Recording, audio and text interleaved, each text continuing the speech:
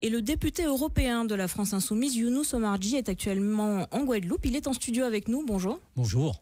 Alors, vous faites partie des signataires de cette tribune pour le retrait immédiat de la réforme du corps électoral en Nouvelle-Calédonie. Vous avez entendu à l'instant cet échange entre la députée de votre groupe, Danielle Obono, et le ministre de l'Intérieur et des Outre-mer. Qu'est-ce qu'il dit, selon vous, cet échange de la position du gouvernement dans ce dossier calédonien? C'est le gouvernement qui a rompu avec l'esprit de l'accord de Nouméa. Et l'accord de Nouméa, c'est à la fois le consensus, mais c'est aussi, dans le texte, le respect du peuple kanak et une parfaite neutralité de l'État. Lorsque le président de la République fait le choix de désigner comme membre du gouvernement une loyaliste, on rompt avec cet esprit. Et plus proche de nous, en voulant passer en force, c'est-à-dire déposer ce projet de loi constitutionnelle, alors que le FNNKS a fait savoir qu'il n'était pas d'accord avec les termes, c'est tout l'esprit sur lequel repose la paix civile depuis 30 ans qui est rompu. Et c'est pourquoi je dis qu'il faut faire très attention à la fois aux paroles qu'on prononce quand on est à Paris, mais aussi aux actes qu'on engage. Et le président de la République qui part à Nouméa avec le ministre des Armées, je crois qu'il faut bien avoir conscience de la signification symbolique de se faire accompagner par Monsieur Lecornu. Et j'espère vraiment que la mission aboutira sur le rapprochement des positions dans le respect, évidemment, et l'écoute de toutes les parties engagées.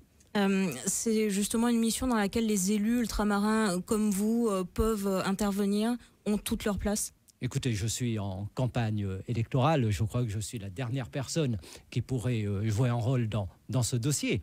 Mais il est évident que les élus des Outre-mer font partie de cette grande famille des pays colonisés et des peuples colonisés. Nous savons, nous, de quoi nous parlons. Lorsque j'étais à l'Assemblée nationale, j'ai entendu des députés, et j'ai entendu encore sur des plateaux télé des députés français, remettre en cause aujourd'hui le fait colonial. Ce sont des raisonnements révisionnistes qu'on n'aurait même pas pu imaginer il y a quelques années. C'est-à-dire qu'il y a un glissement ultra-réactionnaire aujourd'hui qui conduit effectivement à ce que ce chemin pour la décolonisation, ce processus pour la décolonisation est remis en cause fondamentalement. Et c'est cela qui est extrêmement dangereux, parce que les accords de Nouméa, c'est un processus vers la décolonisation. Et c'est aussi un certain nombre de mesures dans ce chemin pour réduire les scandaleuses inégalités en Nouvelle-Calédonie kanaki. La situation sociale est très dégradée. La jeunesse n'a plus d'espoir dans l'avenir. Et je dis que le gouvernement doit aussi observer la situation sociale très dégradée dans l'ensemble des Outre-mer. Et au fur et à mesure, ces perspectives d'avenir qui se referment. Et tout ceci est très dangereux et personne ne sait quels sont les chemins inattendus que tout cela sur lesquels tout cela pourra déboucher. Donc il faut faire très très attention. Alors, vous l'avez dit vous-même, vous êtes en campagne à l'approche de ces élections européennes. Quelles sont vos principales priorités, et notamment pour les électeurs des régions ultrapériphériques? Je suis en campagne. Je vous ai entendu évoquer d'autres personnalités qui viennent en soutien en Guadeloupe et d'autres candidats. Et vous m'avez mis dans le même paquet. Mais je dois dire que je ne suis pas quelqu'un venu du froid, qui découvre les problèmes de la Guadeloupe par des fiches qu'on lit dans des avions et qui repartent ensuite sans s'en préoccuper. Les Outre-mer, je suis réunionnais, député européen, et les Outre-mer, c'est le cœur de mon action, du premier au dernier jour de l'année, depuis des années. Donc, il ne s'agit pas de tout à fait la même chose. Évidemment, je suis aujourd'hui deuxième sur les listes de la France Insoumise, qui a souhaité, par ma présence sur cette liste à un si haut niveau, confirmer que la priorité était donnée aux Outre-mer. Et le mandat qui s'ouvre va être un mandat extrêmement important. J'étais ce matin à Saint-François à la rencontre des pêcheurs, mais je reviens de Martinique et de Guyane, et à La Réunion, c'est la même chose. Il y a une colère qui est terrible, un sentiment d'abandon qui est très fort. Et à tout cela, nous devons essayer de trouver un certain nombre de solutions lorsque celles-ci se situent en Europe. Et j'ai un bilan qui n'est pas parfait. Nous naviguons dans un océan hostile, mais au moins, je fais ce que je peux. Et je suis au travail chaque jour avec les élus de la Guadeloupe, les élus de la Guyane, de la Martinique, les acteurs de l'ensemble de ces pays. Tout le monde me connaît, les acteurs économiques, les pêcheurs, les agriculteurs. Et nous essayons, nous faisons du mieux que nous pouvons. Mais je vais vous dire, ce n'est pas facile, parce que nous avons face à nous, à la fois un gouvernement qui ne défend pas nos dossiers à Bruxelles, et à Bruxelles, des espèces de religieux du libre-échange qui considèrent que ces outre-mer coûtent trop cher et qui sont obsédés par l'Ukraine. Et nous allons avoir une nouvelle législature où tous les regards sont tournés vers les pays baltes, les pays du Nord, ce grand Est de l'Europe, et se détournent du Sud et se détournent des outre-mer. Et il faut maintenir une priorité d'abord, il faut maintenir des budgets ensuite, et puis faire mieux et faire différemment. Parce que la réalité ici, en Guadeloupe, n'a rien à voir, évidemment, avec la réalité en Bulgarie ou en Pologne. Tout doit être adapté. Et nous appliquer les mêmes règles, c'est absurde. Et nous avons fait évoluer un certain nombre de choses. Pour terminer, je dois dire qu'on ne sait pas travailler. On travaille mal. Et que ce soit les députés, les présidents de région, les acteurs économiques, on n'arrête pas de répéter les mêmes choses, mais on ne se donne pas les moyens vraiment d'avancer. Eh bien, dans les contacts, je vais, dès mon élection, prendre contact avec tout le monde pour dire adoptons une nouvelle méthode de travail.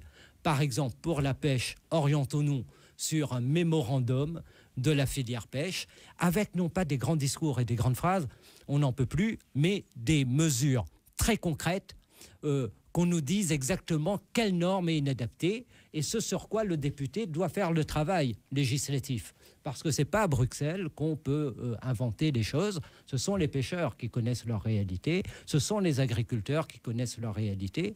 Et à vous, et aux Réunionnais, aux Guadeloupéens et aux Guyanais, il y a une réalité qu'il y a dans nos régions ultramarines, c'est qu'elles sont aussi les plus vulnérables aux conséquences du changement climatique. Vous êtes reconnu pour votre engagement en faveur de la justice climatique et ça justifie, j'imagine, votre place sur cette liste. Quels sont les principaux défis environnementaux que vous allez aborder, défendre encore au Parlement européen si vous êtes réélu? Nous le voyons en ce moment. Tout de même, enfin on est habitué à la chaleur, hein, mais là on a quand même des températures qui sont assez marquées, exceptionnelles, avec une sécheresse qui est marquée. C'est une nouvelle donne qui va devenir permanente et qui impacte tous les secteurs et qui risque d'aggraver également la crise de l'eau. Parce qu'en plus des problèmes sur les réseaux et les mauvais investissements ou l'absence d'investissement, on va avoir des sécheresses encore plus fortes. Donc, l'adaptation des régions ultra-périphériques, qui par ailleurs sont des îles. Vous avez vu ici en Guadeloupe, mais c'est vrai aussi à La Réunion, les principales installations industrielles, les principales habitations, les principaux commerces, tout est sur la bande littorale. Et vous avez aussi la question de l'élévation du niveau des mers. Donc, il faut un vrai pilier européen pour l'adaptation des régions ultrapériphériques aux conséquences du changement climatique. Et c'est plus urgent pour nous. Regardez comment les petits États insulaires dans le monde sont mobilisés dans les conférences des partis. Et nous, parce qu'on est des régions françaises, parce qu'on a un statut différent, on ne bénéficie pas des milliards qui sont engagés à travers un certain nombre de programmes au niveau de l'ONU pour l'adaptation au réchauffement climatique. Eh bien, je pense que nous devons avoir un fonds vert d'adaptation européen pour nos régions, parce que nous sommes peut-être des régions européennes au niveau du statut, mais la réalité, c'est que nous sommes des îles de la Caraïbe, des îles du Pacifique, des îles de l'océan Indien, et que nous sommes aussi fragiles que Kiribati ou les petites îles de l'Atlantique. À la suite de votre programme en Guadeloupe? Je suis ici avec mes camarades aussi, Nadège Montou qui m'accompagne, les camarades insoumis. Évidemment, il y a la question du chlordécone. Le chlordécone ravage la société martiniquaise et la société guadeloupéenne. Nous sommes dans une situation quasiment post-guerre.